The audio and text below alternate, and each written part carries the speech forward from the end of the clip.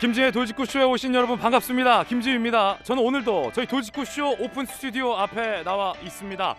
갈등을 봉합하고 원팀을 이뤄낸 윤석열 후보, 비운의 가정사를 감성적으로 호소하는 이재명 후보, 과연 두 후보의 지지율 격차는 현재 어떻게 나타나고 있을까요?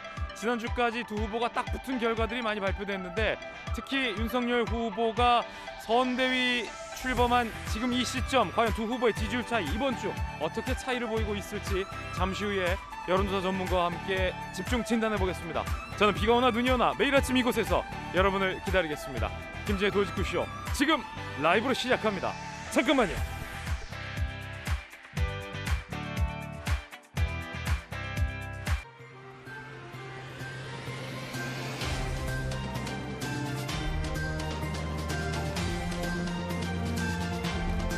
신문 읽어준 남자입니다. 어제 윤석열 후보 선대위가 출범했습니다. 윤 후보가 문재인 정권을 강하게 비판했습니다. 역거운 위선 정권이라고 말입니다. 그런데 정부를 비판한 것 윤석열 후보만이 아니었습니다. 이재명 후보도 정부를 비판했는데 오늘 조간신문 쓰고 있습니다. 오늘 조간신문들 보도 4가지 키워드로 골라봤습니다. 함께 보시죠. 먼저 첫 번째 키워드입니다. 쥐꼬리, 쥐꼬리다. 이재명 후보가 문재인 정부를 비판하며 쥐꼬리라는 표현을 썼습니다. 어떤 맥락에서였을까요? 통할부입니다. 쥐꼬리, 이재명 후보는 마치 야당이 정부를 비판하는 것처럼 문재인 정부의 코로나 정책 작심 비판했습니다. 정부 쥐꼬리 지원에 국민들 고통받고 있다. 소상공인 보상 추경을 주장한 건데, 현 정부의 차별화 행보다 분석되고 있는데, 현 정부 정책을 매우 강하게 비판했다는 게 이례적입니다. 특히 이 쥐꼬리라는 표현, 쥐꼬리. 이재명 후보가 문재인 정부와 분명히 선긋기 나서는 것 아니냐라는 분석 나옵니다. 두 번째 키워드 함께 보시죠. 쥐꼬리. 두 번째 키워드는 위선 정권. 위선 정권. 앞서 말했던 것처럼 이재명 후보뿐 아니라 윤석열 후보는 더더욱 현 정부를 비판했습니다. 위선 정권이라는 겁니다. 중앙일보입니다. 윤석열, 위선 정권 반드시 교체. 방역, 부동산 집중적으로 비판을 했습니다. 특히 국민 목숨보다 표가 더 중요하냐라고 윤석열 후보가 목소리를 높였습니다. 어제 선대위 출범식 장면 잠시 후에 살펴보겠습니다. 자, 다음 키워드 살펴보시죠. 세 번째 키워드입니다. 세 번째 키워드는 갈팡질팡. 갈팡질팡. 뭐가 갈팡질팡하다는 걸까요? 한겨레 신문입니다. 접종 완료 15%, 사교육 67%, 난제된 중학생 방역 패스. 중학생 학부모, 학원들 학습권 침해다라고 반발하고 있습니다. 특히나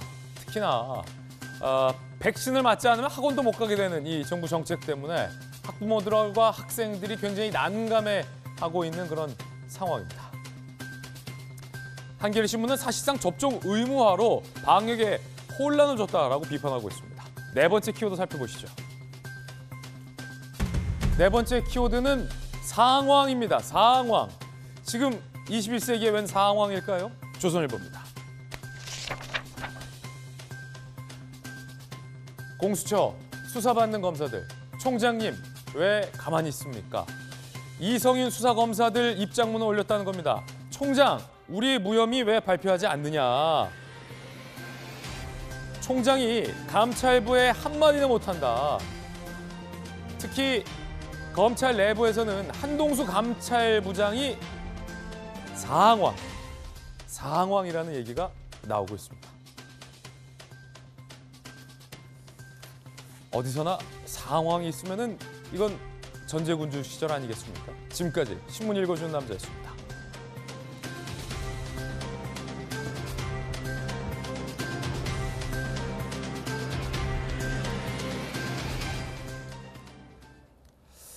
오늘 아침 함께하신 전문가들 소개를 해드리겠습니다.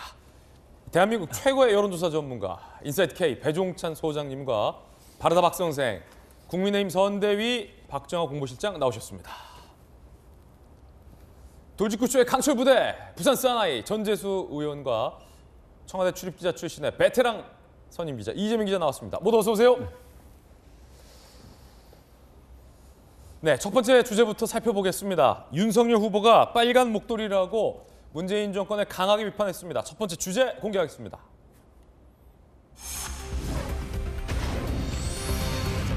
빨간 목도리하고 역겨운 위선 정권. 역겨운 위선 정권. 상당히 강도 높은 비판의 발언. 직접 한번 들어보시죠. 국민의 대통령 후보 윤석열 후보. 용감한 나, 내가 윤석열이지.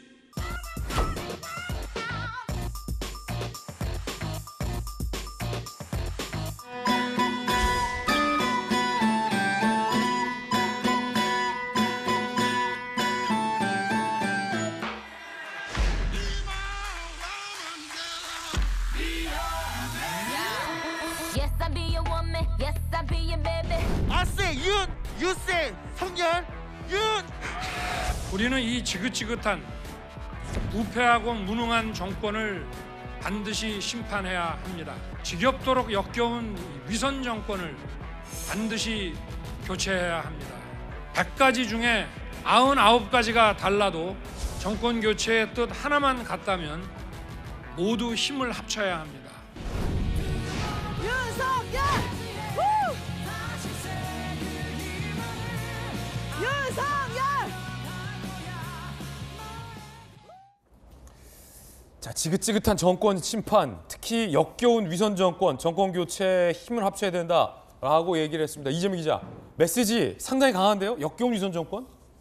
굉장히 강할 뿐 아니라 역시 이제 본인이 지금 문재인 정부에 반대하는 반문 정서를 이제 안고 그것이 정권 교체 열망으로 이제 나아가는 그런 과정 속에서 결국 현 정권과의 차별화를 시키는 게 가장 중요한 이번 선거의 메시지다 이런 점을 분명히 하는 거죠. 이제 가장 역겨운 위선 정권이다 이렇게 표현까지 썼으니까요. 그러면서도 어제 굉장히 중요한 워딩 중에 하나가 집이 없으면 임대료 고통을 받고 집이 있으면 세금 고통을 받는다. 이 메시지를 굉장히 강조했습니다. 이게 무슨 얘기냐면 결국은 문재인 정부에 반대하는 세력들을 규합하는데 핵심 고리로 결국은 현 정부의 가장 큰 실책이었던 부동산 정책 실패를 중심에 놓고 결국은 그것을 통해서 어떻게 보면 정권 교체로 나아가는 어떤 디딤돌을 놓겠다 이런 점을 이제 분명히 했다 이렇게 볼 수 있을 것 같고 다만 이제 조금 아쉬웠던 게 있었다면 어제 저도 이제 출범식 보면서 지난 6월달에 윤석열 후보가 그러니까 대선 출마를 선언하면서 냈던 메시지도 정확하게 결국은 이제 정권 교체죠.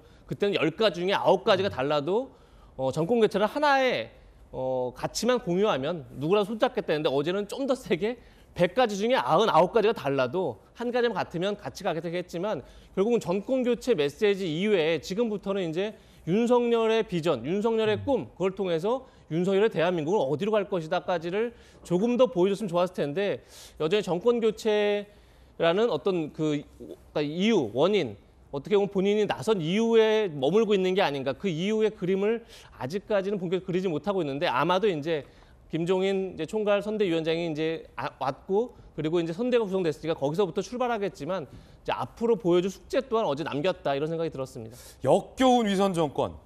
오늘 이 후보 선대위, 당 선대위의 공보실장님 나오셨습니다. 박정원 실장님. 네. 요 역겨운 위선 정권이라는 요 표현, 요거 후보가 직접 쓴 겁니까? 아니면 혹시 뭐 박정원 후보실장께서 이렇게 써서 이렇게 주셨나요? 아니요, 뭐 저 합류한 지 얼마 안 돼서 그렇게 예. 됐는데 후보가 처음에 이제 큰 골격과 당신의 생각을 얘기했고요. 우리 몇몇 사람들이 이제 그 독해를 하면서 다듬은 것 같아요. 강석훈 전 경제수석도 많이 도움을 초안을 잡는 데 도움을 줬고 유정필 고문이 많이 이 연설문을 만드는 데 영향을 미쳤고 마지막 가필까지 다 하신 걸로 알고 있습니다. 그래서 후보의 기본적인 생각, 그다음에 그 참모들과 유정필 고문의 이제 생각들이 가미돼서 이런 표현, 이런 연설문이 나왔고요. 역겨운이라는 표현은 누가 직접 했는지 제가 좀 확인을 못 해봤는데 이제 회의 끝나고 방송 끝나고 가면 예. 확인 한번 해보도록 하겠습니다.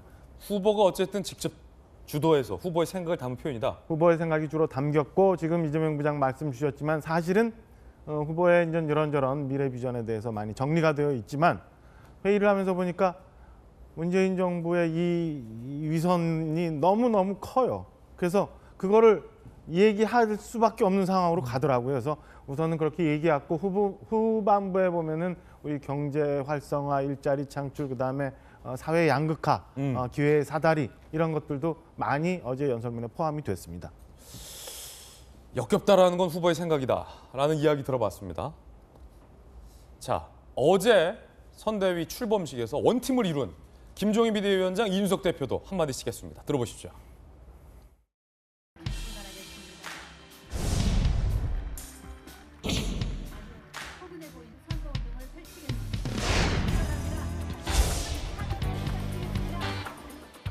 제가 윤석열 후보에게 갖고 있는 믿음이 국민 여러분이 갖는 믿음과 결코 다르지 않을 것입니다. 시대의 사명인 정권 교체를 반드시 이루어낼 것입니다.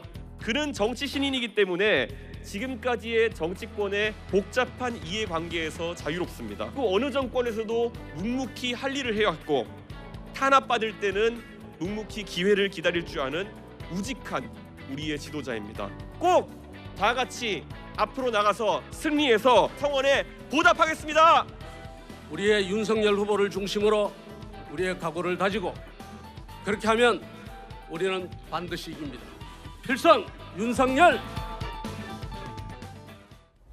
자, 특히 김종인 전 비대위원장 같은 경우는 내가 갖는 믿음과 국민이 갖는 믿음이 다르지 않을 것이다 라고 윤석열 후보에 대한 무한 신뢰를 표현하기도 했는데, 전재수 의원님, 네. 윤석열 후보가 조금 전에 문재인 정부를 향해서 역겹다, 위선적이다라고 표현했습니다. 어떻게 들으셨습니까? 그러니까 문재인 정부를 반대하거나 또는 문재인 정부에 실망한 국민들이 있습니다.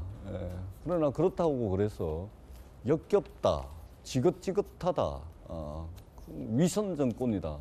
물론 동의하시는 분들도 있을 겁니다. 그러나 야당의 대선 후보잖아요. 그렇다면 분노를 자극하는 그런 이제 극단적 표현은 조금 좀 지양할 필요가 있겠다, 이런 이제 생각이 듭니다. 문재인 정부를 비판하시는 분들 뭐 많죠.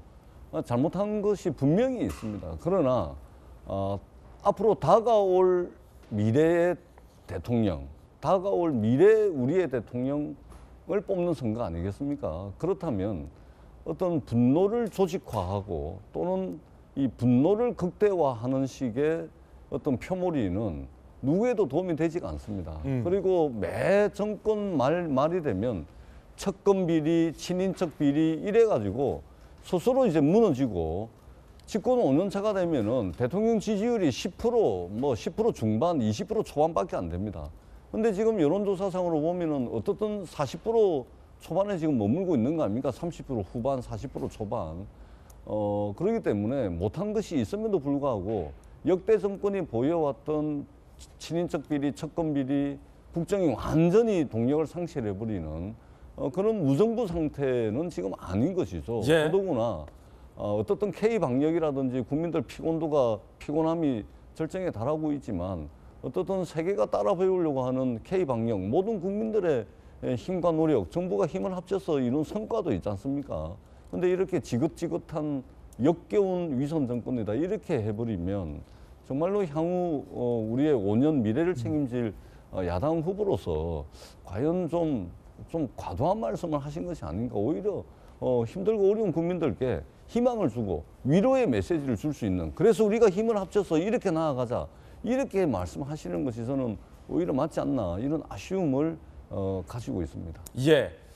김종인 전 비대위원장이 합류를 하고 선대위 출범식에서 후보의 지지 연설을 했습니다. 그리고 명실공히 선대위의 원톱으로서 이번 대선을 지휘하게 된다는 게 윤석열 선대위 측의 설명인데, 어떻게 김종인 전 비대위원장이 합류하게 됐을까가 아직 약간의 어떤 그런 미스터리의 영역에 있습니다. 그래서 많은 정치부 기자들이 도대체 무엇이 김종인 전 비대위원장을 설득했을까? 도대체 어떤 것이 막판에 김종인 합류라는 카드로 윤석열 후보가 끌어낼 수 있었을까에 대해서 취재를 했습니다. 함께 보시죠.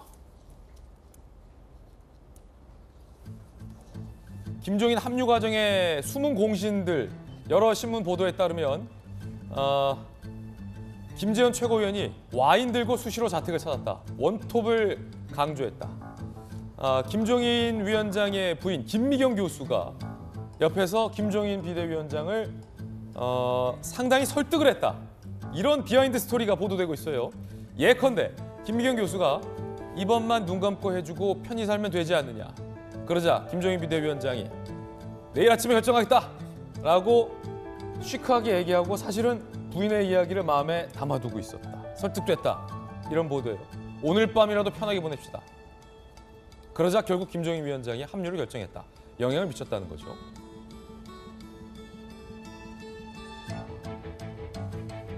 김 박사님 저희를 도와주십시오. 1분여 만에 수락했다. 자, 이재명 기자가 취재한 전말. 자, 무엇이 김종인 전 비대위원장의 마음을 움직인 겁니까? 이제 정답 공개해 주시죠. 그래서 많은 언론이 지금 보도하고 있는 건 이런 거죠. 그러니까 지난 금요일 날 결국 이제 이준석 대표랑 윤석열 후보가 울산에서 회동을 했죠. 그래서 울산 선언이라는 이제 것도 만들어냈지만 어쨌든 그 같은 시간대에 김재원 최고위원은 김종인 박사의 집을 찾아갔던 거죠. 뭐 와인을 들고 수시로 만났다 이렇게 얘기하던데 찾아가서 부인과 함께 김미경 교수랑 이제 스크럼을 짜고 김종인 박사를 설득했다. 그런데 이제 김종인 박사는 알겠다. 그러면 내일 얘기하자라고 했는데 그러시면 안 된다. 지금 해야 시너지 효과 크게 난다. 그래서 바로 그 자리에서 이제 김재원 최고위원이 당시에 이제 윤석열 후보를 수행하는 이용 아마 의원이었던 것 같습니다. 수행실장한테 전화를 하고 그래서 바로 양쪽의 통화를 연결해서 그 자리에서 윤석열 후보가 도와주십시오 하니까 이제 바로 승낙을 했다. 이런 이제 비하인드가 전해지고 있는 거죠. 결국에는 김재원 최고위원, 와인 들고 찾아간 김재원 최고위원과 김종인 비대위원장의 부인 김미경 교수의 설득이 주요했다. 그런데 그게 주요했을까요? 저는 사실 그렇게 믿지는 않습니다. 왜냐하면 그래요? 만약에 김재원 최고위원이 설득해도 될 일 문제면 윤석열 후보가 설득했는데 안 됐는데 김재원 최고위원이 설득해도 됐을 가능성은 낮죠, 사실은.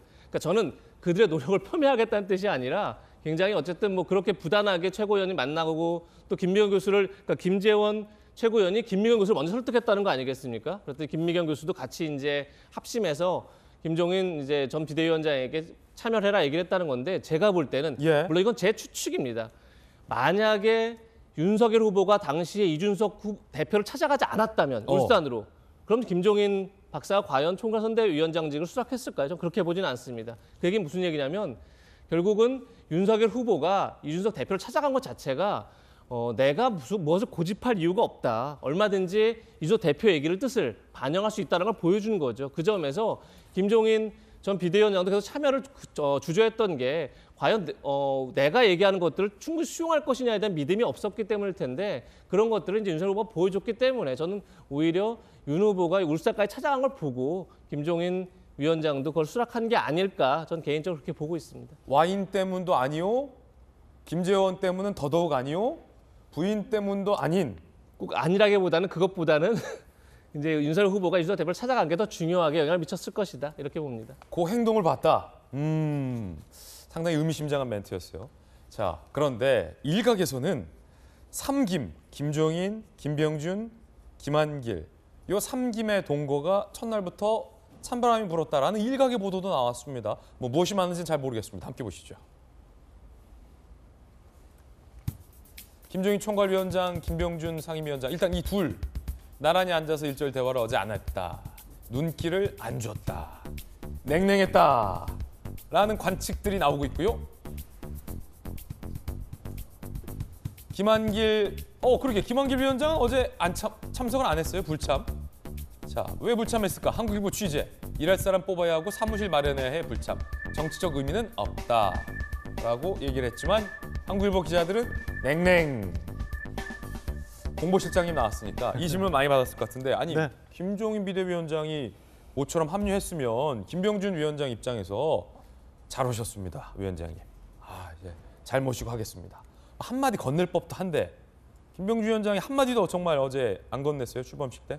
현장에서 김병준 위원장도 김종인 위원장도 서로 좀 말씀은 크게 나누지 않은 것 같아요. 근데 제가 볼 때는 그냥 비판적으로 보려고 하니까 저런 시각들이 보이지. 저는 울산 회동 이후 그다음에 김종인 위원장의 선대위 합류 결정 이후 저는 뭐 저런 우려들이나 이런 것들은 완전히 불식됐다고 생각을 합니다. 그러니까 김종인 위원장도 선대위에서 총괄위원장으로서 하셔야 될 일이 분명히 있고 김병준 위원장도 선대위에서 하실 일이 분명히 있기 때문에 저런 뭐 지금 외형적으로 비춰졌던 그 모습들은 전혀 걱정하실 필요가 없다고 생각을 하고요. 김한길 전 대표도 사실은 또 본인이 말씀하신 것처럼 이게 선대위와는 별도 조직으로 새시대 준비위원회를 좀 준비하고 있거든요. 그래서 그 준비 때문에 좀 못 오신 거고, 최근에 이게 코로나가 많이 심하잖아요. 그래서 그것 때문에 준비하는 측에서도 조심을 했었다라는 말씀을 좀 드립니다.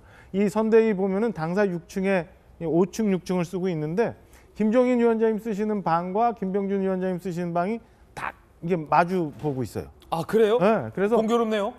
아니, 김종인 뭐, 방, 김병준 방이 그럼요. 복도 하나 두고 마주보고 있다. 복도 한 뭐 2m 정도, 1.5m 예. 정도 놔두고 마주보고 있기 때문에 두 분은 수시로 협의를 하면서 앞으로 일을 해나가실 거예요. 그러니까 전혀 저런 뭐 냉랭한 분위기가 있었다, 아니면 뭐 두 분 간에 갈등이 있는 거 아니냐, 뭐 전혀 염려 안 하셔도 될 부분입니다. 그렇군요.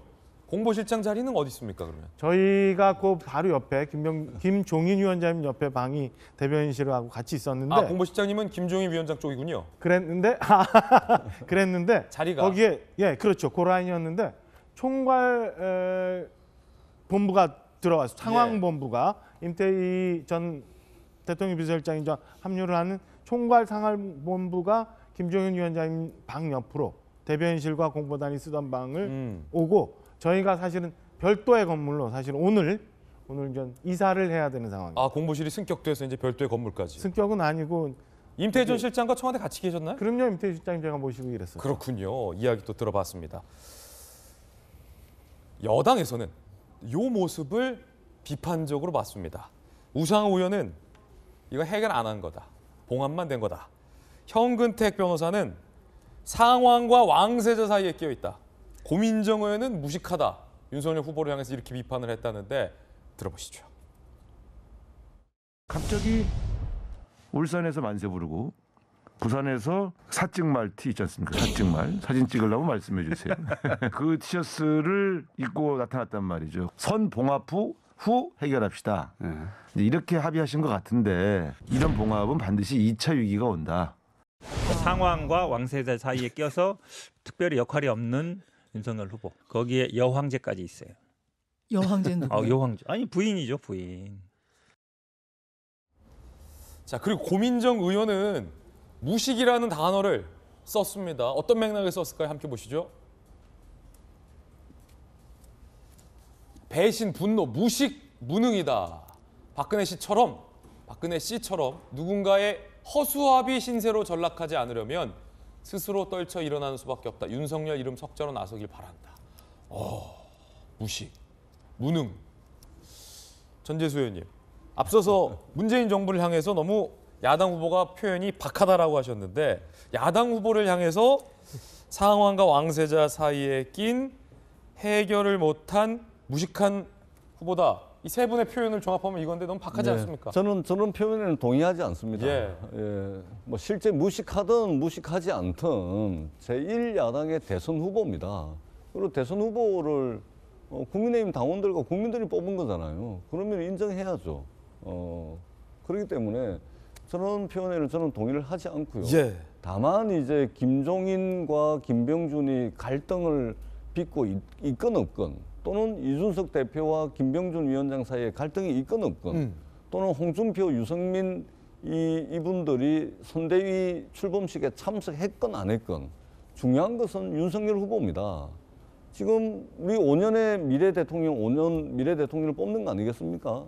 이재명 후보와 윤석열 후보 둘 중에 한 분을 대통령으로 뽑는 겁니다. 근데 윤석열 후보에게 아쉬운 게 그런 거라는 거죠. 자신의 어떤 국가 경영 능력이라든지 자신의 국정 철학이라든지 비전이라든지 이런 것이 올 7월 달에 정치 참여 선언하고 난 뒤에 선대위를 출범했음에도 불구하고 별로 보이지 않는다. 그리고 오히려 온갖 이제 현안이라든지 이런 것에 대한 말실수들이 굉장히 많았지 않습니까? 그런 측면에서 이제 좀 후보가 중심이 돼가지고 오히려 김종인 위원장에 가려서 안 보이고 이준석 대표에 가려서 보이지 않고 오로지 반문 또는 정권교체 여론에 그냥 그것만 가지고서 대선을 치르려고 하는 것이 아니냐, 이런 이제 의문을 많은 국민들이 가지고 있는 겁니다. 그렇기 때문에 자신의 국가 경영 능력이라든지 국정 현안에 대한 여러 가지 것들에 대한 자신의 입장을 밝혀야 된다. 이제는 국민들이 알고 싶어 한다.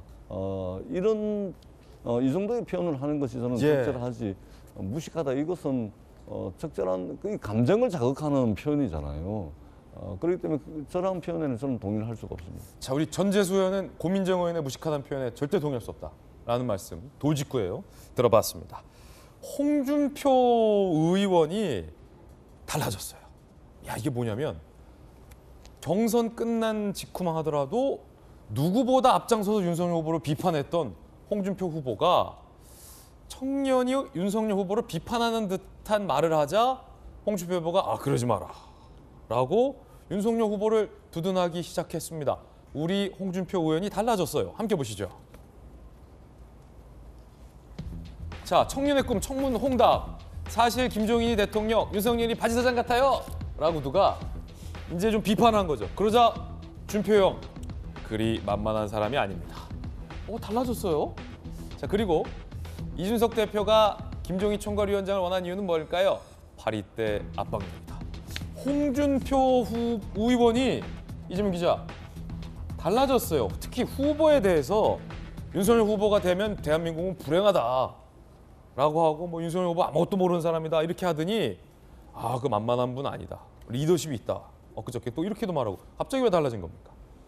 글쎄요, 왜 신경의 변화가 있었는지는 좀 더 지켜봐야겠지만 예. 아무래도 이제 지난 금요일 날 윤석열 후보와 이준석 대표가 만나기 전에 바로 직전에 이제 윤석열 후보와 홍준표 의원이 만났죠.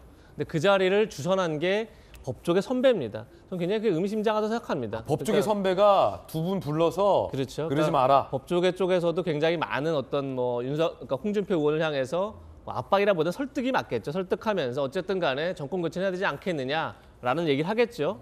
그리고 실제 홍준표 의원도 스스로 얘기를 했죠. 윤석열 후보에 대해서 굉장히 비판적 얘기를 하면서도 그렇다고 내가 이재명 후보를 당선을 도울 수는 없는 거 아니냐 얘기도 여러 차례 했기 때문에 그리고 이제 선대위가 출범했고 그런 점에서 어느 정도 이제 조금 본인 스스로도 이제 좀 스탠스의 전환을 조금씩 하고 있는 게 아닌가 이제 그런 생각이 들고 글쎄 어쨌든 윤석열 후보 입장에서는 홍준표 의원을 선대위 합류시키기 중요한 건 아니지만 제가 볼 때 최소한 지원 유세를 할 수 있도록 만드는 게 굉장히 중요하죠. 그건 어쨌든 간에 윤석열 후보가 지금 유일하게 가장 강하게 내세우는 메시지가 100가지 중에 99가지가 달라도 정권 교체를 하나만 같아도 우리 같이 간다는 건데 심지어 같은 당에 있는 의원까지도 본인이 끌어내지 못한다 그러면 사실은 그런 이제 모두가 다 아울러서 정권 교체를 이루겠다는 말 자체가 그냥 공허해질 수 있는 거죠. 그런 점에서 아마 윤석열 후보도 앞으로 더 많이 홍준표 의원에게 공을 들일 테고 홍준표 의원도 제가 볼 때는 어쨌든 간에 본인도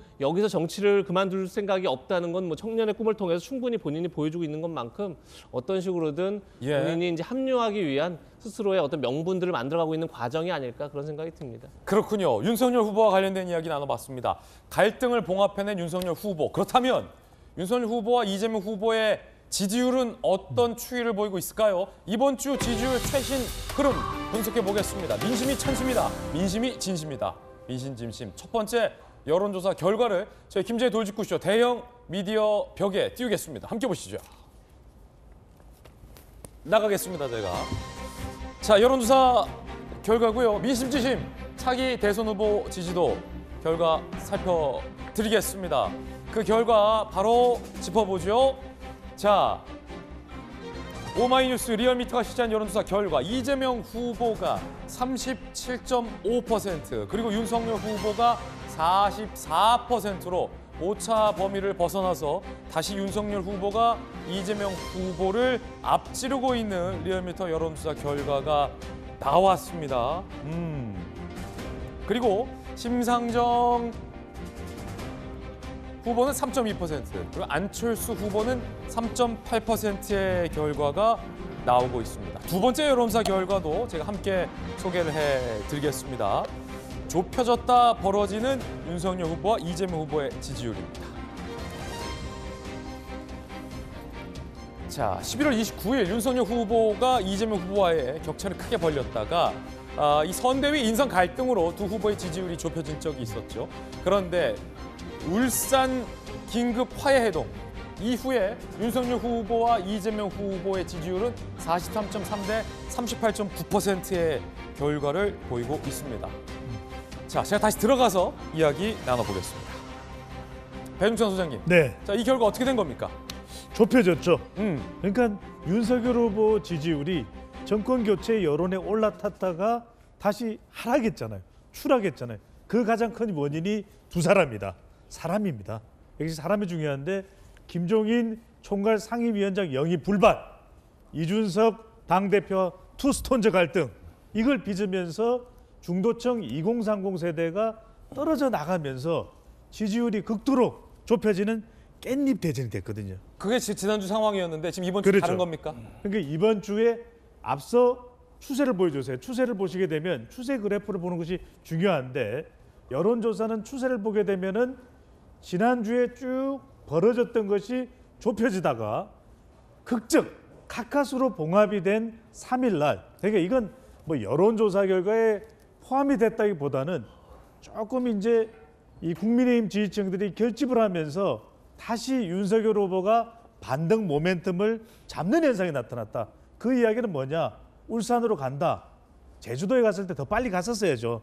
그러니까 김종인, 이준석 문제가 해결되면서 반등의 모멘텀이 만들어졌다. 그래서 이번 주 조사 결과, 오늘이 이제 화요일이니까 월요일, 화요일, 또 내일 수요일까지 조사되는 결과가 발표될 때 반등을 하는지, 반등할 가능성이 높아졌는데 그 결과를 봐야 되겠죠. 자, 리얼미터 지지율 다시 한번 띄워주실 수 있으면 함께 보시죠. 이 결과는 어떻게 해석해야 됩니까? 네, 이 결과를 보면은 지금 좁혀졌어요. 그러니까 이전 조사보다는 좁혀졌는데, 이 결과에서 확인할 수 있는 것은 결국 사람 관계다. 윤석열 후보가 김종인, 이준석 두 사람을 잡지 못하면서 놓치면서 이재명 후보와 지지율 격차가 좁혀졌고, 또 이재명 후보는 어떻게든 호남을 잡아야 되겠다 이렇게 하면서 계속해서 지지율을 유지해 왔는데, 그 지지율이 아직까지 외연히 확장되고 있지는 않아요. 이재명 후보는. 그러니까 윤석열 후보는 앞으로 이준석, 김종인을 잡았지만 두 사람이 남았어요. 홍준표, 안철수. 그다음에 이재명 후보는 두 사람은 잡는 듯해요. 근데 한 사람이 부족해. 두 사람은 누구냐? 노무현, 문재인 잡았는데 이재명 후보가 못 잡은 사람이 누구냐? 호남 지지율이 지금 완전한 결집이 안 된다. 김대중을 못 잡은 거예요. 그러니까 이낙연, 설훈, 천정배, 정동영 다 누구 사람이에요? DJ 사람입니다. 그러니까 이번 대선은 핵심적인 사람, 인재 영입 중요하지 않아요. 핵심적인 사람, 잡아야 되는 사람을 잡느냐 못 잡느냐. 윤석열 후보 거의 놓칠 뻔했다가 잡았으니까 지지율 반등 모멘텀이 잡히는 것이고, 이재명 후보는 김대중, DJ를 잡아야 서울을 잡을 수 있기 때문에 중요해지는 거죠. 흥미로운 여론조사가 하나 더 있는데, TK 결과와 호남 결과, 양쪽 정당의 텃밭이라고 할 수 있죠. TK와 호남에서의 두 후보의 지지율 어떻게 나오는지 함께 보시죠. TK에서 이재명 후보가 27.4%가 나오고, 호남에서 윤석열 후보가 25%가 나오네요. 자, 이거 어떻게 봐야 됩니까? 묻지도 따지지도 말고 지지한다. 없어요. 옛날 말이다. 이제는 영남이니까 국민의힘 무조건 지지해줘? 없어요. 자, 이재명 후보가 TK 출신입니다. 역대 보수 정당에서 대통령 당선자 중에서 영남권 아닌 사람 87년 이후에 없어요. 없잖아요. 없잖아요. 없어요. 이해창 후보는 영남 출신 아니니까. 그러니까 중요한 것은 대구, 경북, 부산, 울산, 경남이니까 무조건 하고 윤석열 후보 밀어준다 아니라니까요. 그러니까 얼마나 공을 들이냐가 중요할 수밖에 없고, 호남의 경우에도 마찬가지인데, 호남도 지금 왜 전북까지 특별히 방문을 하는가? 그것은 호남을 완전히 또 못 잡은 거예요. 광주, 전남에서 패배한 유일한 민주당 본선 후보가 이재명입니다. 그러니까 묻지도 말고 따지지도 말고 무조건 지지해 주는 게 아니라니까요. 그러니까 윤석열 후보는 누구를 잡아야 되냐? 이번 대선은 뭐 인재 영입, 조동연, 함익병 중요한 게 아닙니다. 정말 중요한 것은 잡아야 되는 사람을 잡는 거예요. 윤석열 후보 영남을 생각한다면 홍준표 어디입니까? 대구잖아요. 안철수 어디입니까? 부산이잖아요. 그다음에 이재명 후보 이낙연, 천정배, 정동영, 설훈, DJ 사람입니다. DJ를 잡아야 돼요. 지금 DJ 사람이다라고 하는 냄새가 안 납니다. 이재명 후보. 그러니까 남북 관계에 남북 관계 잘해야 되고 이 DJ의 냄새가 안 나요. 갑자기 성대모사. 이걸 잡아야 된다. 이번 대선은 인재 영입이 중요한 것이 아니라 잡아야 되는 사람. 예. 이재명은 김대중, 윤석열은 홍준표, 안철수 잡아야 돼요. 알겠습니다. 배종찬 선생님이 잡아오라고 하니까 약간 강력계 반장님이 범인 잡아오러 가시는 것 같아서 민심 얻기 위해선 이들을 포용해야 된다라는 또 명쾌한 교훈까지 살펴봤습니다. 자, 이번엔 저희가 준비한 두 번째 주제를 공개하겠습니다. 두 번째 주제, 이재명 후보와 관련된 이야기들 지금부터 시작합니다. 함께 보시죠. 문정부 때리며 그냥 지원이 아니라 정부의 지원은 쥐꼬리죠. 쥐꼬리 지원. 한 조간신문은 마치 야당 후보가 정부 때리듯이 이재명 후보가 문재인 정부를 비판했다. 쥐꼬리. 쥐꼬리가 뭐냐, 쥐꼬리가. 들어보시죠.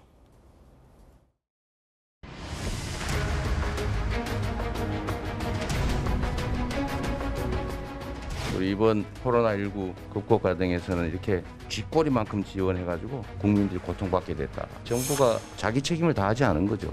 도대체 왜 이런지 정말 이해가 안 돼요. 기재부가 주로 이런 걸 하는데 개인을 고통스럽게 하고 눈물 짓게 하는 일은 결코 없을 거라는 말씀드립니다. 50조 원 대통령 되면 지원하겠다 이렇게 말씀하시는데 반대로 얘기하면 대통령 안 되면 지원 안 하겠다 하는 것은 아니지 않겠습니까? 그러니까 지금 당장 협의에 나서 주시기를 다시 한번 부탁드립니다. 자, 이재명 후보가 이재명 기자. 정부와 어떤 여당의 대통령 후보도 선긋기를 하기 마련이에요. 그런데 선긋기의 이제 정도와 어떤 농도가 보도의 대상인데 정부가 자기 책임을 안 한다, 이해가 안 간다. 뭐 여기까지는 오케이인데 쥐꼬리 지원을 한다. 이거는 약간 감정이 좀 들어간 거 아닙니까? 쥐꼬리? 이게 뭐냐, 쥐꼬리? 뭐 이럴 때 쓰는 표현 아니에요? 저는 기본적으로 봤을 때 뭐 문재인 정부를 비판하기 위해서 저거 이슈를 꺼냈다고 보이지는 않습니다. 기본적으로 비판 대상은 윤석열 후보인 거죠. 윤석열 후보가 자기가 집권을 하면 100일 내에 소상공인들에게 50조를 지원하겠다 이렇게 약속을 했습니다. 한 언론 인터뷰에서. 아니 근데 정부의 지원이 쥐꼬리라고 한 건 맞죠? 아니, 맞죠. 이제 맞기 때문에 지금 이제 지원하자는 건데 결국은 근데 이게 과연 지금 내년 예산 600조입니다. 600조에 12분의 1, 50조를 소상공인을 떼어낸다는 게 현실적으로 가겠는가 다들 의문인 거죠. 근데 실질적으로 윤석열 후보가 지금까지 그 공약을 실천하기 위한 재원 마련책을 내진 못했죠. 실제 국민의힘도 정확하게 어떤 예산을 가지고 어떻게 지원하겠다고 말하지 못하고 있는 상황이죠. 그러니까 제가 볼 때 윤석열 후보를 압박하기 위해서 쥐꼬리라는 그런 표현까지 쓴 건데, 근데 맞습니다. 저는 정말 근데 좀 이재명 후보의 주장을 이해하기 힘든 건 이 점인 거죠.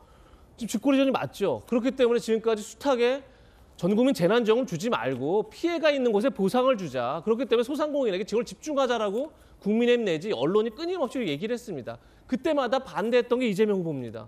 심지어 올해 여름에 정부가 하위 70%에게 더 많은 지원을 주겠다고 하위 70% 재난지원을 꺼냈습니다. 그것을 88%를 만든 게 민주당입니다. 그런데 그것도 심지어 이재명 후보가 경기도민을 100% 주겠다고 그래서 100% 다 줬습니다. 경기도는. 거기에 들어간 게 2천억 예산입니다. 그럼 경기도는 그 2천억 예산으로 왜 소상공인을 주지 않고 왜 100% 상위 20% 줬습니까? 그럼 어떻게 설명할 수 있는 거죠? 그러니까 그런 점에서 이재명 후보가 갑자기 저희를 꺼낸 게 오히려 의아한 거죠. 물론 윤석열 후보를 공격하게 꺼냈겠지만, 그러니까 지금 제가 좀 말씀드리고 싶은 건 이재명 후보가 최근에 얘기를 들어보면 굉장히 극과 극으로 갑니다. 어떨 때는 갑자기 누가 반대를 하더라도 내가 해야 한다고 생각하면 강제로 해야 된다 이렇게 주장을 합니다. 이건 굉장히 어떻게 보면 독재적 발상이다라고 비판받을 수 있는 거죠. 그런데 또 갑자기 어느 날은 국민이 반대하고 동의하지 않으면 하지 않겠다. 이건 굉장히 포퓰리즘적 발상이라고 할 수 있는 거죠. 그러니까 그게 굉장히 극과 극을 얘기하는데 전 지금 이재명 후보가 이재명을 합니다. 혹은 뭐 안 합니다. 이게 아니라 이재명에게 중간은 없습니다. 이렇게 얘기를 하는 것 같습니다. 근데 사실은 민주적 지도자는 중간을 찾아가는 과정에 있는 거죠. 그러니까 굉장히 지금 뭔가 이재명 후보가 아이템을 선점하기 위해서 다양한 이제 주장을 하고 있는데 그 점을 동의할 수 있지만 굉장히 국민이 듣기에는 도대체 그래서 한다는 건지 안 한다는 건지가 아니라 이 후보에겐 중간이 없구나 이것을 계속 얘기하고 있는 듯한 느낌이 들어서 좀 과연 이게 맞는가 이런 이제 의문을 던지고 싶습니다. 자, 이재명 기자의 강한 질문이었어요. 전재수 의원님, 요거를 이제 설명을 하자면 정부가 소상공인에게 요만큼 지원하고 정부인 재난지원금 이만큼 하자라고 정부 여당이 결정을 한 거잖아요. 근데 정부 여당의 대선 후보이자 그때 정부 여당의 경기도지사였던 이재명 후보가 그때는 그렇게 하는 게 맞다라고 하다가 왜 이제 와서 정부의 소상공인 지원 비율을 두고 이거 쥐꼬리다 홍남기 왜 이러냐라는 게 이재명 기자의 문제 제기였어요. 네. 아니 그러니까 그게 이제 다른 이야기가 아닙니다. 그러니까 지금 정부가 사실은 이제 가게 시간 영업을 제한하고 사람 만나는 숫자를 제한하고 설명절 추석 명절에 고향을 가라 말아라까지 정부가 개입하고 있는 큰 정부 시대가 와 있습니다. 그리고 정부가 행사하는 행정 권력은 굉장히 큰 정부에 맞게끔 다양하게 시장에 개입하고 우리들의 삶에 개입을 하고 있는데 근데 정부가 행하고 있는 예산 정책은 행정 권력을 행사하는 정부로서의 큰 정부와 다르게 예산 정책에 있어서는 작은 정부 역할을 하고 있다는 겁니다. 그렇기 때문에 행정 권한을 행사하는 것만큼 큰 정부에 맞는 확장적 재정 정책을 해야 된다. 이런 측면에서 이제 소상공인 지원이 굉장히 이제 취약하다 이 말씀을 드린 겁니다. 그러니까 정부 비판이 아니라 지금까지는 이래 왔는데 이제부터는 해야 된다는 말씀이다. 그렇습니다. 그러니까 이게 코로나가 발생하고 난 뒤에 우리 정부가 코로나 대응 지출 예산을 보게 되면 OECD 국가 한참 밑입니다. 그렇기 아까 때문에 이재명 후보가 그래프까지 들고 나왔는데 그렇습니다. 이 쥐꼬리라는 표현에 대해서는 어떻게 생각하세요? 쥐꼬리죠. 그러니까 정부가 준 거잖아요. 그러니까 OECD 국가 비교를 하면 쥐꼬리만큼 지원을 한 겁니다. 그거는 그냥 팩트 그 자체다. 그렇습니다. 이거는 뭐 비판을 하는 표현이 아니라 팩트 그 자체다. 팩트를 이야기하는 겁니다. 쥐꼬리니까. 그렇습니다. 그다음 GDP 대비 국가 채무도 보면은 대단히 재무 건전성이 뛰어난데 왜 여력이 있는데 지원을 쥐꼬리만큼 하냐. 그냥 팩트를 이야기를 한 것이고 그래서 정부가 오만대 다 개입을 하면서 왜 예산 정책에 있어서는 그 작은 정부를 지향하냐.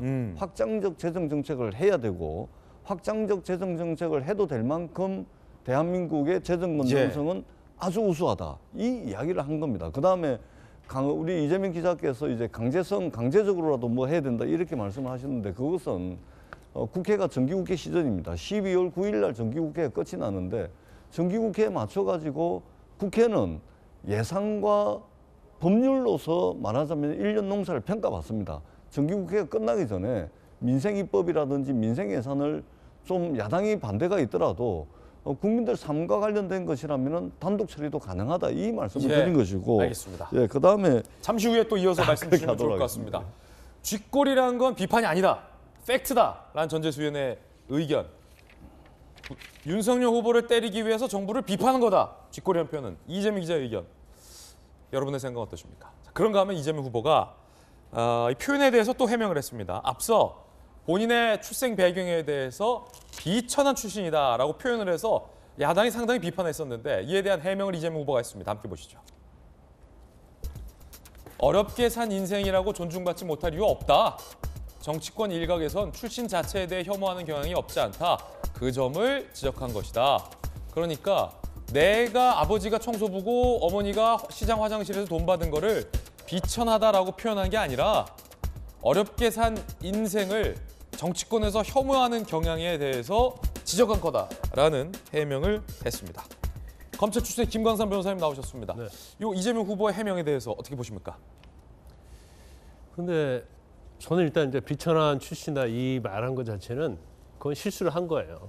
전형적으로. 왜냐하면 비천한 출신이라는 비천이란 말은 일반적으로 어렵게 자랐다 이런 말하고는 좀 틀린 거거든요.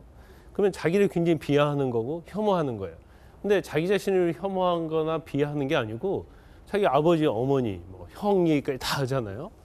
그러면 결과적으로 그 당시는 굉장히 어려운 상황이었고 사실은 이재명 후보의 어릴 때는 저렇게 사는 사람이 상당히 많았어요.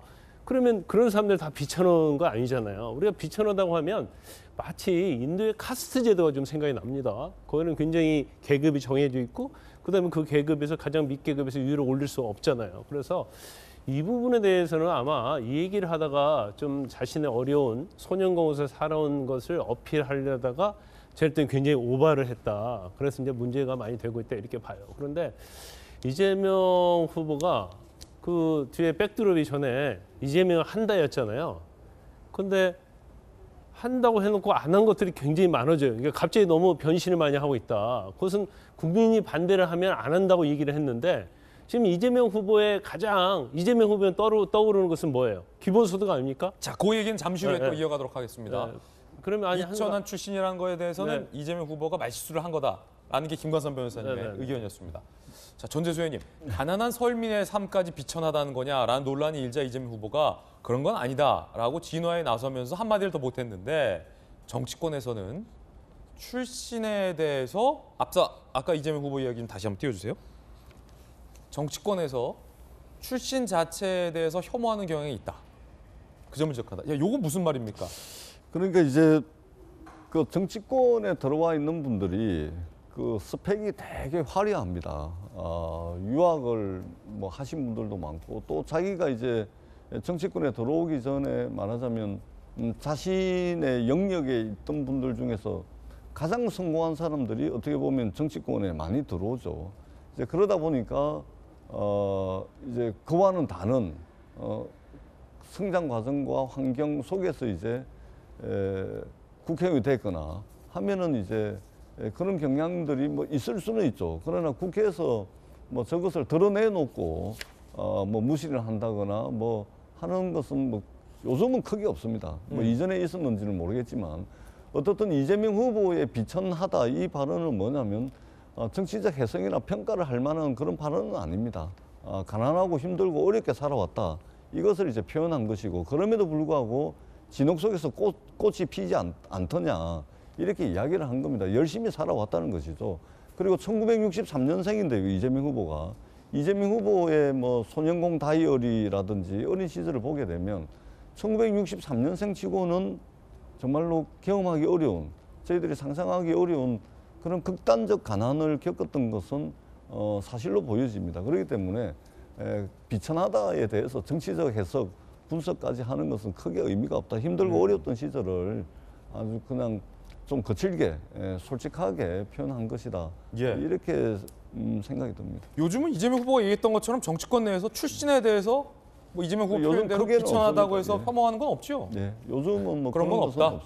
없습니다. 자, 그런가 하면 이재명 후보 측이 특정한 뉴스들에 대해서 가짜 뉴스다라고 밝혔습니다. 어떤 걸까요? 자, 강용석 변호사와 김영호 씨 등을 더불어민주당에서 허위사실 유포 명예훼손 혐의로 고발하겠다라고 한 건데 가로세로 연구소의 내용에 따르면 이 후보가 초등학교에서 퇴학당하고 소년원에 다녀왔다. 전과 숨기기 위해 생년월일을 바꿨다. 뭐 이런 주장을 했나 봐요. 이재명 후보, 초등학교 퇴학 소년원 입소 루머는 근거 없는 허위사실, 법정 대응할 것이다. 라며 강용석 변호사와 김영호 씨를 허위사실 유포 명예훼손 혐의로 고발을 했습니다. 자, 김관선 변호사님, 요거는 뭐 어떤 겁니까? 그런 것 같아요. 이제 소년원에 갔다 왔는데 이걸 이제 숨기기 위해서 주민등록번호를 바꾸면 조회하면 안 나오기 때문에 그 부분에 대해서 이제 의혹을 제기한 것 같아요. 그런데 저는 좀 약간 과도한 측면이 있다고 저는 개인적으로 좀 생각을 합니다. 그리고 범죄 경력 조회서, 범죄 경력 회보서라는 게 있는데 일반적으로 이제 과거에 뭐 소년을 갔다 왔다랄지 어떤 전과 있으면 거기에 기재가 돼요. 그런데 이런 문제는 있죠. 그러면 그 조회서를 제출할 때 기간을 정해서 하면 그 이전 건 나오지 않거든요. 그래서 이제 그 부분은 좀 실무적인 측면이 있고 일반적으로 많은 사람들이 그런 생각을 해요. 어느 기간이 되면 자동으로 말소되는 게 아니냐. 그런데 그 일반적으로 우리가 생각하는 전과 기록하고 범죄 경력 조회 회보서에 나오는 것은 이것은 법률의 규정에 딱 있는 게 아니기 때문에 그 수사 자료 조회 형식으로 참고로 쓰는 거거든요. 그렇기 때문에 어떻게 보면 너무 오래된 것은 안 나올 수도 있고 또 경우에 따라 나올 수도 있기 때문에 이걸 좀 명시적으로 얘기하는 좀 어려운 측면이 있다. 그런데 아마 그런 것 같아요. 이제 우리가 특히 가로세로 연구소가 굉장히 많이 좀 제가 생각할 때는 좀 과도하게 어떤 방송하는 좀 측면이 상당히 많이 있어서. 자, 김관선 변호사님 어떤 개인적 생각입니다. 네, 이 부분에 대한 이제 진실성은 좀 담보를 해야 하는데 만약에 저런 내용을 방송했을 때 사람들이 의아심을 갖는다고 하면 예를 들어서 윤석열 후보가 소년을 어릴 때 갔다 왔다고 하면 사람들이 잘 안 믿을 거예요. 그렇지만 이재명 후보 관련해서는 끊임없는 구설수가 있고 특히 여러 가지 뭐 관련된 인생이랄지 그런 논란이 많이 있기 때문에 저렇게 저게 가짜 뉴스를 하더라도 소년원 같다는 이유를 신빙성 있게 또 보는 사람들이 있을 수 있다는 거죠. 그렇기 때문에 이재명 후보 입장에서는 당연히 강력히 대응할 수밖에 없다. 하지만 저는 개인적으로 볼 때는 설마 소년원 갔다 왔는데 안 갔다 왔다고 거짓말까지는 하겠습니까? 대통령 후보가. 그렇기 때문에 저 내용 자체는 이재명 후보 측의 주장이 진실에 가깝다 저는 그렇게 봅니다. 그렇군요. 자, 김광선 변호사님의 어떤 개인적 견해 들어봤고, 그러니까 이재명 후보 측의 입장은 허위 사실이다, 전혀 사실이 아니다. 초등학교 졸업장도 당연히 있고 소년원이 아니라 내가 소년공으로서 복무했던 어린 시절을 얘기한 건데 갑자기 왜 소년원이 나왔냐라고 강하게 부인하고 있다는 측면 말씀드리겠습니다. 그런데 이재명 후보가 경기관광공사 사장에 내정했다가 철회했던 황교익 씨가 지난 이재명 후보와의 떡볶이 먹방에서 황교익 씨가 소년원 이야기를 꺼내드는 대목이 자, 이 뉴스 때문에 좀 화제가 되고 있다고 합니다. 함께 보시죠. 대한민국 인물 중에 가장 욕을 많이 먹은 욕 먹는 정도야 뭐. 이런 말도 있대. 그 소년공이 아니라 소년원을 갔다고. 그런 것도 있어요. 그런 것도 있고 전두환 장학금 받았다는 것도 있고요. 제가 당하는 건 괜찮은데 그거는 뭐 견뎌내고 세월이 다 증명하니까. 저때 황교익 씨가 의혹 제기를 먼저 했군요. 소년원에 갔다라는 의혹. 뭐 전혀 사실 아니죠, 전 대표님.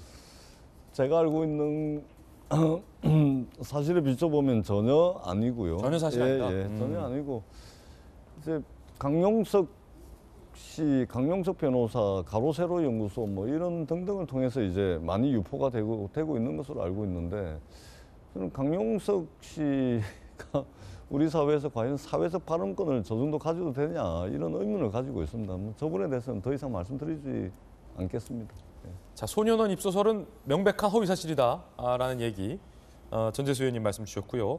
자, 이재명 후보가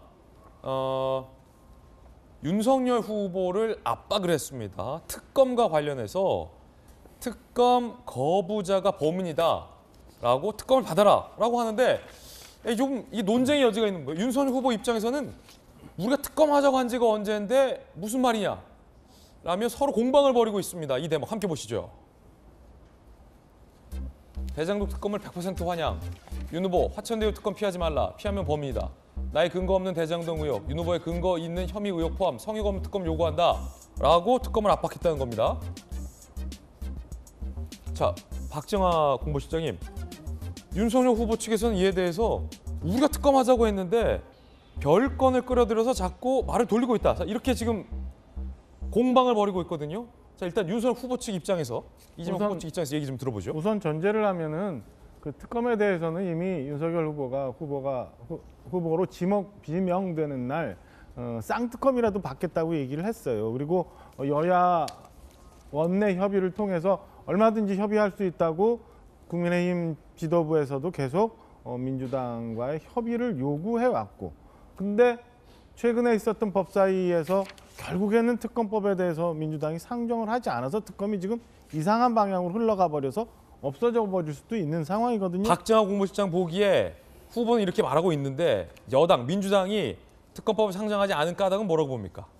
저는 민주당이 특검을 받을 자신이 없어서 안 하고 있는 거죠. 그거 외에는 뭐 해석할 방법이 있나요? 지금 대장동 수사 관련해갖고 검찰 수사 미진하다는 얘기는 온 국민 대부분 70% 이상이 얘기하고 있는데 이거는 굳이 민주당이 애써 저렇게 피해 다니는 이유는 뭐 자신이 없어서라고밖에 해석을 못 하겠습니다. 그래서 마지막 하나 제가 붙이면 저는 지금 이재명 후보가 갑자기 특검을 안 받는 사람이 범인이다라고 얘기하는 건 이재명 후보식 언어 연금술이라고밖에 해석을 할 수가 없어요. 이게 어느 날 갑자기 왜 오히려 특검에 대해서 몰려있던 후보께서 갑자기 이 특검을 안 받는 게 윤석열 후보고 국민의힘이라고 말씀을 하시면서 이렇게 확 뒤집어 버리는, 저는 언어 연금술을 또 발동하고 계시는 거다라고밖에 해석을 못 하겠습니다. 전재수 의원님, 민주당은 왜 특검을 상정 안 합니까? 지금 이재명 후보든 윤석열 후보든 간에 이게 대한민국 검찰이 수사 의지가 없는 것이 확실한 것 같아요. 그러니까 이제 국민의힘에서는 화천대유 또 대장동 사건 몸통에 대한 수사가 미진하다라고 이야기를 하고 있고, 민주당에서는 김건희 씨 주가 조작 사건, 도이치모터스 주가 조작 사건, 양평동 공흥지구 사건, 그 장모 등등을 포함한 윤석열 후보 본부장 본인과 장모와 부인에 대한 수사가 미진하다 이렇게 비판을 하고 있는 겁니다. 서로가 서로를 향해서 수사가 미진하다 이렇게 비판을 하고 있는 겁니다.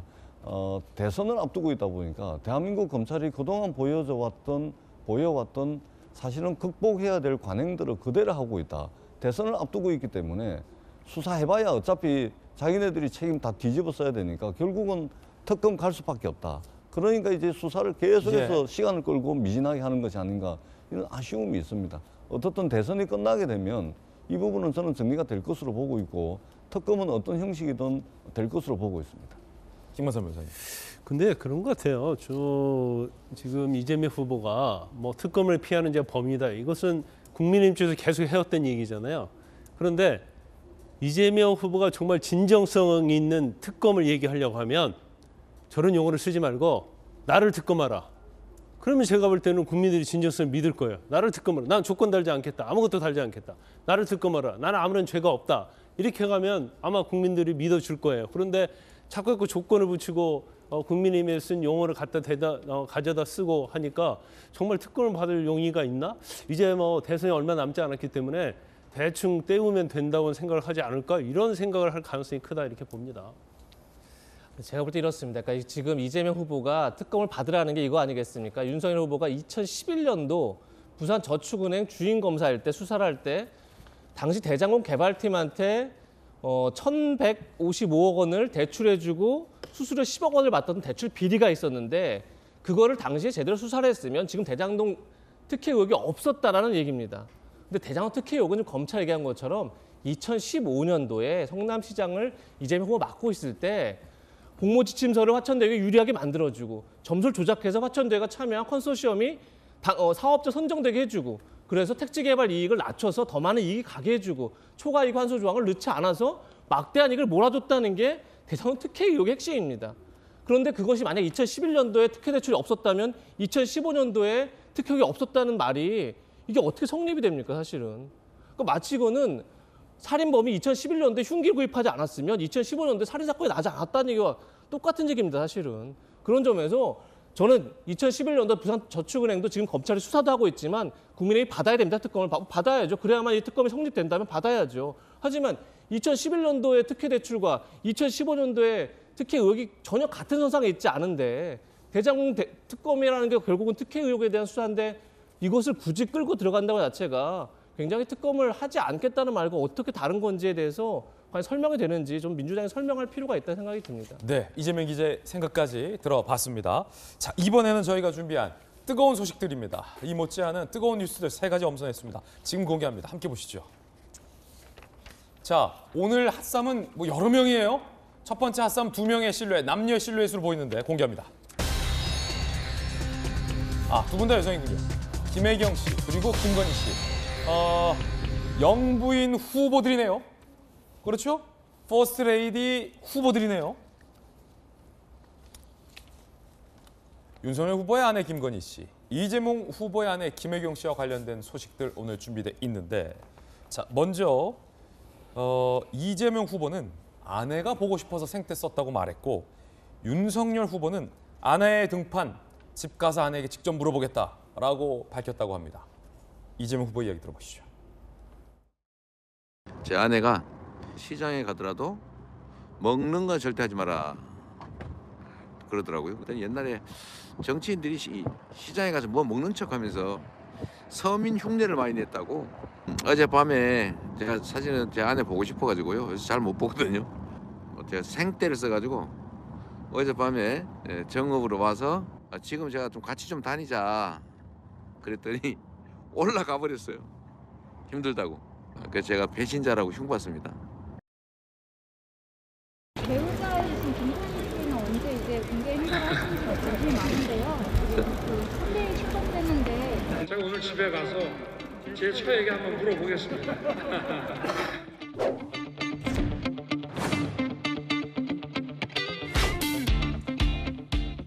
자리에서 불꽃 비지의 전시도 제 처가 기획을 했던 거로 기억나고 오늘은 뭐 다른 일이 있어가지고 같이 왔으면 좋았을 텐데. 지금은 내조를 충실히 잘하고 있다고 전해 듣고 있고요. 이런저런 필요성과 사정을 봐서 참여하지 않을 것 같습니다. 영부인이 될 사람 누군가? 이야, 이거 궁금하지 않겠습니까? 일각에서는 뭐 후보가 누군지가 가장 중요하겠지만 이 영부인이 과연 누가 될지도 사실은 선거 투표 행위에 있어서 매우 중요한 고민의 영역이다라고 말하시는 분들도 상당히 많습니다. 그만큼 이 대한민국 대통령 옆에 이 영부인에 대한 국민들의 기대감은 크다는 거죠. 일단 박장하 공보실장님, 네. 공보실장님이시니까 네. 별도 건물도 또 이번에 가시니까 네. 김건희 씨 등판이 임박했다. 사실 정치부 기자들은 이렇게 관측하고 있습니다. 정치부 기자들의 이 동물 같은 어떤 이런 느낌 정확합니까? 조금 뭐 안에서 검토를 하고 있어요. 좀 시간이 필요하고 사실은 굉장히 선거 전략상 중요한 부분이기 때문에 면밀히 검토를 좀 하고 있습니다. 근데 뭐 민주당에서 계속 후보의 부인에 대해서 얘기를 하는 거는 저는 민주당이 지금 처해 있는 상황상 불가피 저렇게 계속 그 후보의 얘기를 좀 희석시키기 위해서 논란을 희석시키기 위해서 계속 우리 김혜경 여사를 등장시키는 그것도 역시 선거 전략의 문제이라고 보고요. 저희도 뭐 때에 맞춰서 적당한 시점에 등판해서 후보를 내주하는 모습들을 볼 수 있을 겁니다. 자, 원론적인 답변 들어봤고 이제 진짜 공보실장 이전에 돌직구 멤버였잖아요. 네. 언제 등판해요?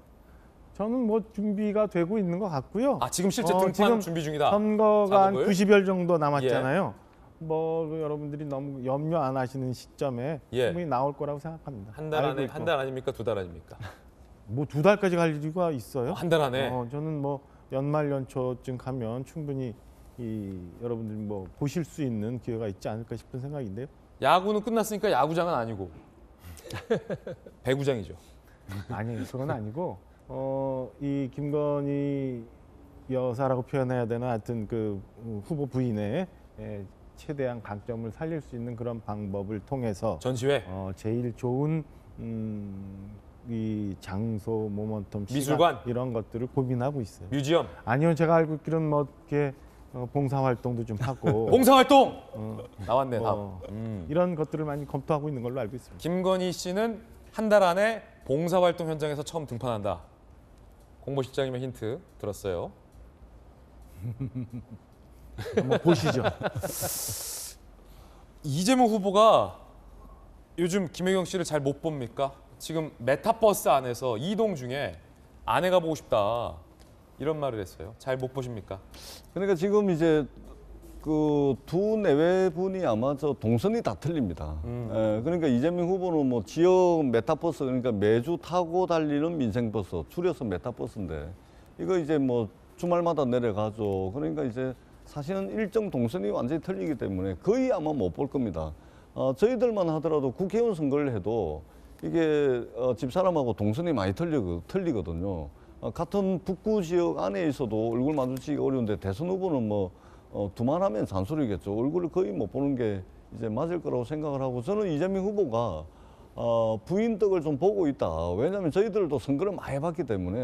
민주당에서 실제 그렇게 생각합니까? 김혜경 씨 덕을 보고 있다. 자기가 알아요. 저도 이제 선거를 많이 해봤는데 댕기다 보면 이게 집사람 덕을 보고 있는 건지 손해를 보고 있는 건지 몸으로 확 느껴지거든요. 자, 그러면은 형수님 덕을 많이 봤습니까? 저는 엄청 봤죠. 형수님이 돌직구 쇼핑 보고 계시죠? 그럼요. 알겠습니다. 여기까지 듣겠습니다. 실제 돌아다니면 유권자들이 그럽니다. 전재수 당신보다 당신 집사람이 마음에 들어서 당신 찍었다 하는 사람들 실제 있어요. 자, 이 멘트는 형수님에게 드리는 멘트입니까? 그렇습니다. 알겠습니다. 좋습니다.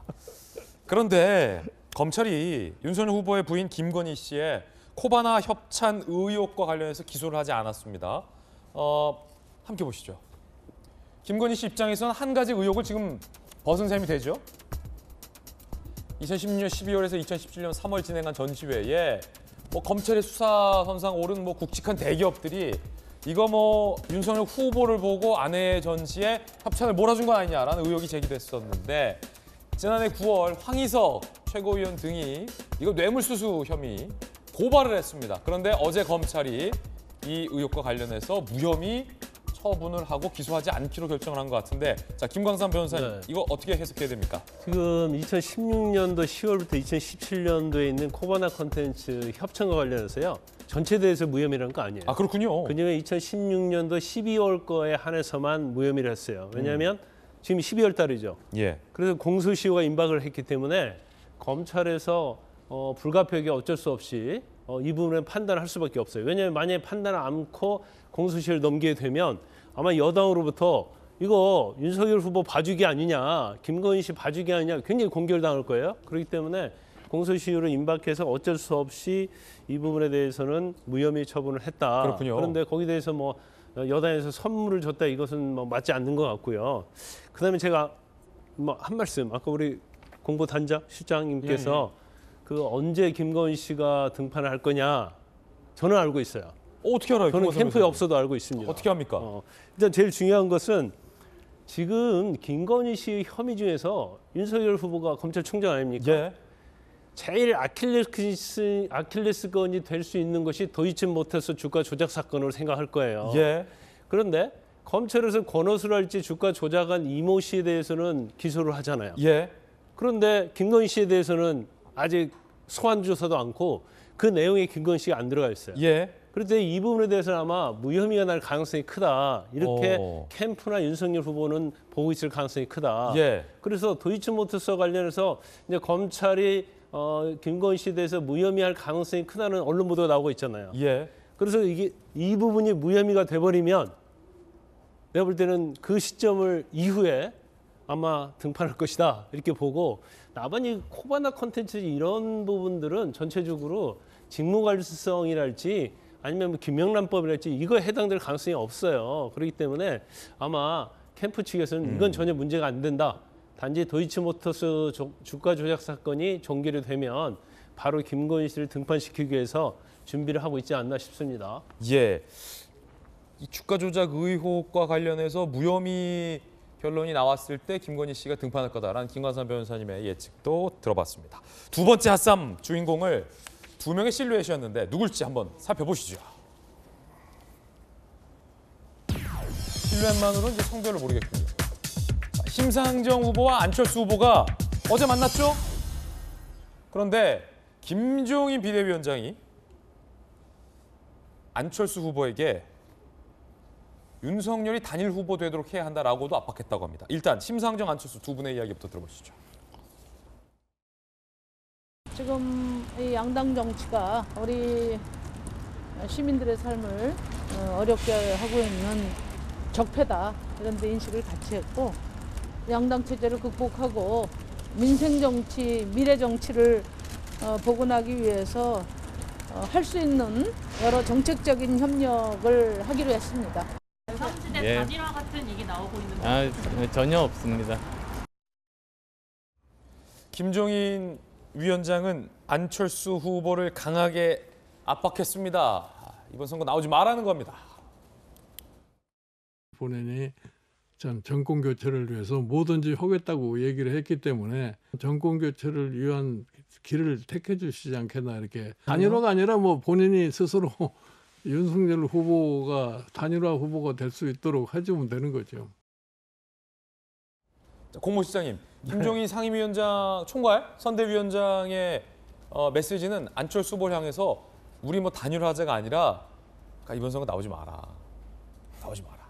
그렇게 말씀하시는 거죠. 예. 일단은 듣는 사실은 안철수 후보 입장에서는 서운할 수도 있어요. 서운할 수 있을 것 같아요. 근데 김종인 의원 뭐 두 가지가 있을 거예요. 김종인 위원장으로서는 선거 전략상으로도 안철수 후보가 스스로 정리해 주기를 바라는 압박을 좀 할 수도 있는 면이 있고요. 두 번째는 사실은 안철수 후보 자체의 문제인데, 이미 우리 다 아는 것처럼 서울시장, 부산시장 재보궐선거 이전에 정권 교체해야 된다고 그러고 합당한다고 그러고 이미 했잖아요. 했는데 지금 어느 날 갑자기 뭐 여러 가지 이런저런 조건을 얘기하면서 단독 출마를 지금 하고 있는데요. 정말 본인이 진짜 지금 현재 상황에 대해서 정치적으로 판단하고 있고, 그다음에 정권이 교체돼야 된다는 생각을 하고 있으면 지금 내가 이 시대에 어떤 일을 해야 되는지에 대해서 저는 안철수 후보도 깊이 생각하고 있을 거라 생각을 합니다. 자, 세 번째 핫삼 주인공을 공개하도록 하겠습니다. 세 번째 핫삼 실루엣의 정체는 누군가요? 많은데요. 화천대유, 유동규, 김만배, 남욱, 정영학. 자, 4인방에 대한 첫 재판. 그런데 정영학 회계사만 혐의를 인정했다라는 보도가 나오고 있어요. 그러면 유동규, 김만배, 남욱은 혐의를 인정하지 않았다라는 겁니다. 어제 핵심 4인방 첫 재판 시작됐고요. 선임한 변호인만 43명, 김만배 씨 변호인단만 23명. 와우, 이거 뭐 야구보다도 많아요. 유동규, 유일하게 법정 출석, 하늘색 수의를 입고 등장했다고 합니다. 준비 시간을 더 달라라고 입장을 유보했고, 김만배 씨와 남욱 변호사는 불출석, 방어권 행사를 위한 충분한 시간 달라라고 입장을 유보했다고 합니다. 정영학 회계사는 녹취록을 제출하며 수사에서 적극 협조했죠. 첫 재판에서 유일하게 혐의를 인정했습니다. 변호인 측은 낙인 찍힐까 두려움이 있지만 공소 사실 전반을 인정한다. 실체 관계가 드러나도록 적극 협조할 것이다. 아니 그러면 이재명 기자 4명 중에 1명이 공범 관계인데 1명이 이미 공소 사실 전반에 대해서 인정한다라고 하고 있으면 저 정영학 회계사와 같이 짬짬이로 일을 벌였던 나머지들의 혐의에 대해서도 뭐 3명이 부인한다 하더라도 법적인 다툼의 여지는 있겠지만 이게 실체적 진실이 있냐 없냐와 관련돼서 다시 말해서 대장동 의혹이 실체가 있냐 없냐에 대해서는 이미 정영학 회계사가 대장동 의혹은 실체가 있는 의혹이다 라고 스스로 인정하고 있네요.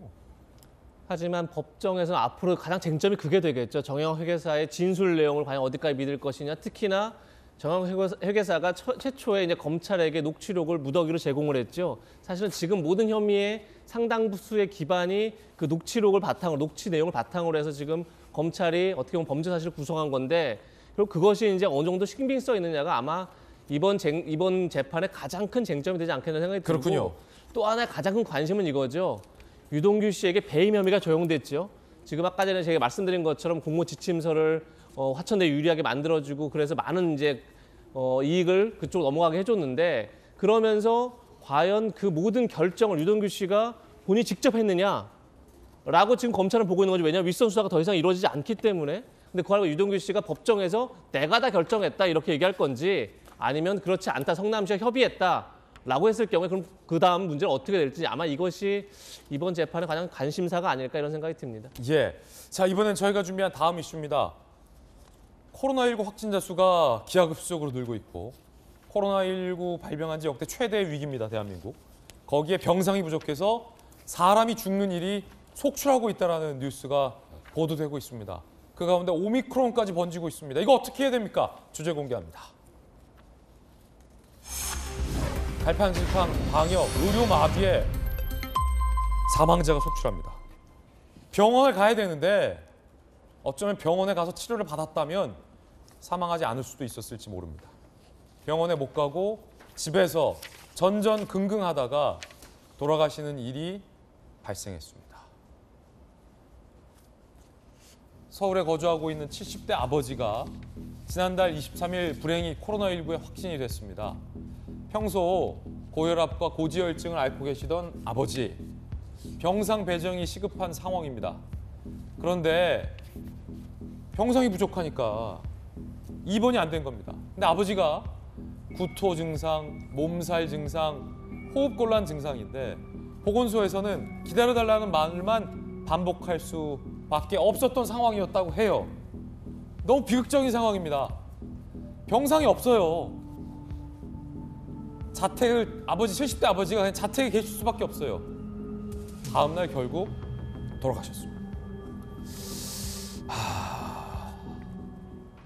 대한민국 의료 마비의 현실 극단적으로 보여준 사례입니다. 너무나도 안타까운 이 비극. 아들 입장에서 누구를 탓해야 됩니까?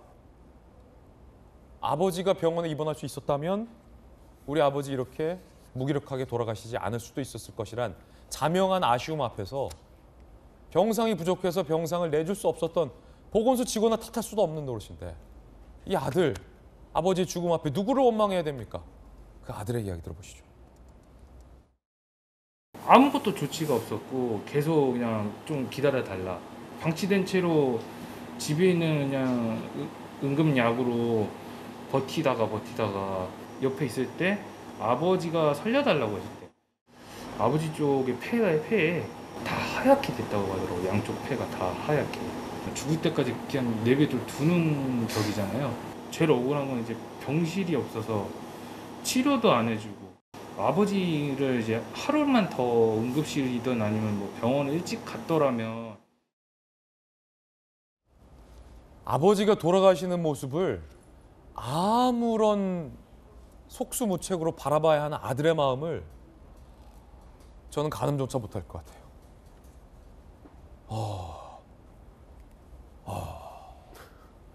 박정환 대변인, 병실이 없어요? 대한민국 의료가 전 세계 최고 수준인데 이 아들에게, 이 아버지에게 병실 하나 내줄 수 없어요? 그 침대 하나조차 내줄 수 없어요, 지금 현실이? 없나 봐요. 없나 봐요. 코로나가 어제 있었던 것도 아니고 벌써 2년째인데요. 그 사이에 정부 매번 응급병실 확보한다고 했는데 아직 없나 봐요. 어제 제가 어떤 다른 뉴스 보니까 요양원에서 집단 감염이 생기고 거기에 있는 의료진 모두 다 확진이 된 상태에서 아무 도움 받지 못하고 그 안에서 돌아가시는 할아버지 할머니들 챙기면서 의료진들도 계속 아파가는 뉴스를 봤는데 그거 보고도 속이 참 많이 안 좋았는데요. 국가가 어디 있는지 모르겠어요. 정부가 어디 있는지 모르겠고 대통령 맨날 말씀하시는 K방역 어디가 있는지 잘 모르겠어요. 이거는 이미 예견돼 있었던 건데 여태 그냥 놔두다가 이런 일이 생겼고 하늘에 훌훌 재난지원금 한다고 온 국민한테 뿌리다가 병실 하나 확보 못한 책임이 저는 분명하게 있다고 생각을 합니다. 오늘 당장이라도 정치적인 이념 떠나서 정당 떠나서 국민들 생명 지키는데 저는 정부도 당도 정치권도 좀 힘을 합쳤으면 좋겠어요. 이 와중에 우리 부총리께서는 당신 아들 또 뭐 편법 입원시켰다고 그러니까 더더욱이나 국민 한 사람 들어 가슴 아프고 답답한 상황입니다. 아니 그거 질문 제가 김관삼 변호사에게 드릴게요. 이 아들의 말에 따르면 아버지가 돌아가시면서 어머니에게 옆에서 병 수발을 한 어머니에게 살려달라고 말했다라는 거예요. 그 얘기를 듣고서 아무 좋지 못한 아들의 심정이 얼마나 미어지겠습니까? 그런데 이런 생각하면 안 되는데, 이런 비교하면 안 되는데 지금 이 아들하고 아버지한테 병상을 못 줬잖아요. 병상이 없어서. 근데 홍남기 부총리 아들은 서울대병원 입원했잖아요. 특실에. 이건 어떻게 된 거예요, 김관삼 변호사님? 근데 국민들이 이제 그런 걸 보면 박탈감을 느끼는 거죠. 그러니까 사실 병원에서 치료받다가 정말 돌아가시면 우리는 최선을 다했다.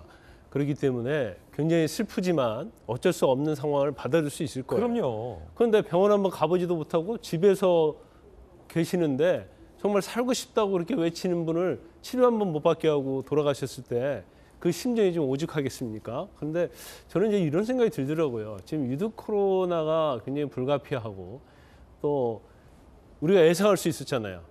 근데 저 방송에 나온 걸 보니까 싱가포르 같은 데는 위드 코로나 했는데 오히려 사망 환자 수가 우리보다 훨씬 적다는 거예요. 다른 나라들 위드 코로나 한 나라들과 비교하면 우리나라는 오히려 중증이랄지 아니면 사망자가 훨씬 많이 있다는 거예요. 비교해 보면. 그럼 우리가 이제 준비가 안 됐다는 건데 적어도 위드 코로나를 시행하려고 하면 좀 준비를 해야 하지 않았는가. 첫 번째는 이렇게 많이 중증 환자랄지 사망자가 생길 걸 예측할 수 있었잖아요.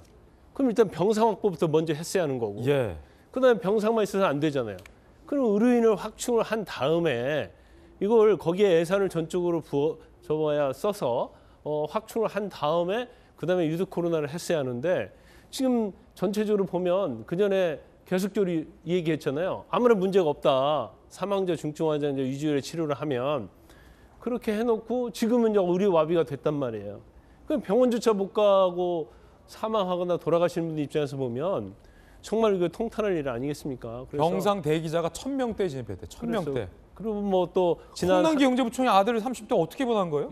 위드 코로나 이후에 지금 한 달간 사망자가 1000명이라는 거예요. 예. 이게 엄청난 사망자가 는 거죠. 그래서 과연 이걸 어떻게 정부에서 앞으로 대책을 세워서 이 사태를 해결해야 할지 예. 단순히 뭐 방역 수칙 강화 이런 걸로만은 되지 않을 것 같습니다.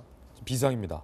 자, 그런가 하면 또 하나의 논란은 학생들, 어린 아이들 사실상 백신 안 맞으면 학원 독서실 못 가게 한 조치와 관련해서 학부모들의 반발도 크다는데 교육부총리 어떻게 생각하는지, 학부모들은 어떻게 생각하는지 목소리 들어보시죠. 청소년들이 많이 이용하는 다중이용시설에 대해서 내년 2월 1일부터 방역 패스를 적용하는 등의 추가 사항을 고심 끝에 발표하게 되었습니다. 정부는 학생, 학부모님께 적극적인 백신 접종 참여를 간곡히 당부드립니다. 중국에 대해서 누가 한 사람은 이 정부에서 책임지지 않고 그러다 보니까 만약에 내 아이가 맞았어요. 그럼 내 잘못이에요. 나 평생 그거 안고 못 가요. 맞는다고 해서 하루 이틀 쉰다고 그게 큰 타격이 있을 것 같지는 않아요. 조금 불편한 점이 많겠지만 필요하긴 하다 봅니다. 자, 요 문제까지 지금 대두됐습니다. 전재수 의원님, 예. 이 아무래도 뭐 정부 여당을 대표해서 나오셨는데 정부로서도 행정 명령까지 했는데 병상이 좀 구해지지 않은 것. 한국일보는 정부 행정 명령이 안 먹혔다 뭐 이렇게 쓰고도 있는데 어떡합니까 이거? 일단은 보건당국의 해명도 한번 들어봐야 될 필요가 있을 겁니다. 저 아드님께서 인터뷰한 내용이 정말로 보건당국이 그 변명의 여지 없는 사실이라면 좀 심각한 거죠. 근데 이제 병실 확보율이라든지 병실 가동률이 매일 실시간으로 정부 대변인의 입을 통해서 지금 투명하게 공개가 되고 있고요.